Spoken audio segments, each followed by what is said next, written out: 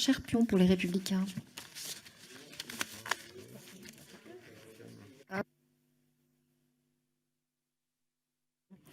Ce n'est pas d'un PSE dont il s'agit, mais d'un dépôt de bilan. Et ça, vous savez, vous connaissez mon attachement à l'AFPA depuis très longtemps et combien je soutiens l'AFPA, et je continuerai à soutenir l'AFPA. Mais le bilan, la démonstration que vous nous avez faite, c'est véritablement le dépôt de bilan. Or, il est vrai que depuis très longtemps, depuis plus de 10 ans, nous avons attiré l'attention sur ce fait. Nous avons attiré l'attention dans les différentes majorités, etc. Nous avons chaque fois mis l'accent sur le fait que l'AFPA devait se restructurer. Et aujourd'hui, le rapport de la Cour des comptes, il est cruel. Il est véritablement cruel. Lorsque la Cour a estimé que le plan dit de refondation mis en œuvre à la fin de 2012 constituait une dernière chance pour l'AFPA, il dit très clairement qu'en fait, il n'y a pas d'avenir pour l'AFPA. Et moi, j'ai du mal à accepter ça. Je ne l'accepte pas d'ailleurs, cela. Et le rapport dit également: les difficultés de l'AFPA résultent de l'absence de pilotage stratégique et d'une gestion défaillante, révélatrice d'une incapacité à réformer cette structure. C'est cruel.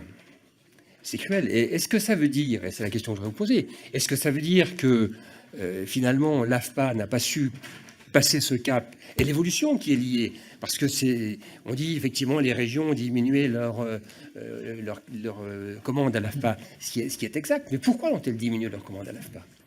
La question, elle se pose comme ça, en ces termes. Elle ne se pose pas parce que les régions ont diminué, elle se pose pourquoi? D'abord parce qu'il y a une ouverture du marché, certes, mais peut-être aussi parce que les réponses de l'AFPA ne correspondaient pas aux besoins des régions et aux besoins et aux demandes des régions. Pour des personnes, et je partage véritablement ça, pour des personnes qui sont en difficulté, l'AFPA joue un rôle extraordinaire et forme des gens qui sont très éloignés de l'emploi. L'AFPA forme des réfugiés, etc. Il y a véritablement un rôle non seulement social, mais économique de l'AFPA. Et ça, moi je regrette aujourd'hui que la sanction soit aussi terrible. Et je ne pense pas, personnellement, que ce soit en coupant les branches qui sont les branches territoriales, c'est-à-dire la proximité, c'est-à-dire la réponse pour des gens qui, étant les plus éloignés de l'emploi, étant ceux qui ont le plus de difficultés à se réinsérer dans la société, n'ont en général pas de mobilité. N'ont pas de mobilité. Et une réponse à ces gens, c'était la proximité de ces centres. À partir du moment où ces centres vont être fermés, eh bien, ces gens seront encore plus en difficulté. Moi, je pense que le problème qui est à résoudre pour l'AFPA, c'est un problème de structure, et de structure nationale.